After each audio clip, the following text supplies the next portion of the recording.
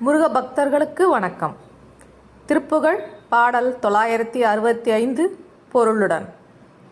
திருத்தலம் மதுரை.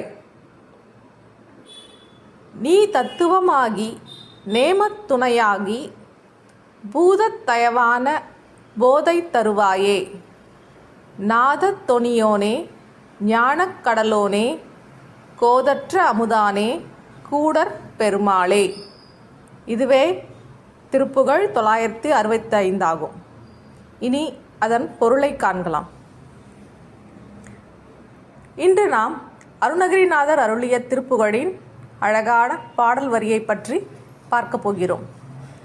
நீதத்துவமாகி நேமத் துணையாகி என்று தொடங்கும் இந்த வரியில் கவிஞர் முருகனை ஒரு ஒளியாக காண்கிறார். நம்ம வாழ்க்கையில் எது சரி எது தவறு என்று குழப்பம் வரும்போது முருகன்தான் நீதியின் ஒளியாக இருந்து நம்மை வழிநடத்த வேண்டும் என்று அருணகிரிநாதர் வேண்டுகிறார். நேமம் என்றால் ஒழுக்கம். அந்த ஒழுக்கத்தின் துணையாக முருகன் இருக்க வேண்டும் என்பதே இந்த வரியின் ஆழ்ந்த அர்த்தம். பூதத் தயவான போதை தருவாயே. பூதம் என்றால் எல்லா உயிர்களும். எல்லா உயிர்களிடமும் சமமான கருணை கொண்டவனே, எனக்கு உன் அருளால் வரும் ஞான மயக்கத்தை தாராய் என்று வேண்டுகிறார். இது உலக இன்ப மயக்கம் அல்ல, ஆன்மீக ஞானத்தின் மூழ்கும் ஓர் உயர்ந்த நிலை.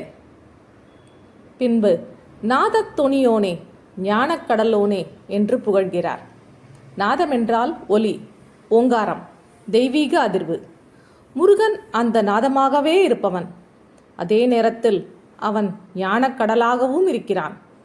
ஒரு துளி ஞானமே நம் வாழ்க்கையை மாற்றிவிடும் என்றால் அந்த முழு கடலாக இருக்கும் முருகன் எவ்வளவு பெரிய கருணை வடிவம்.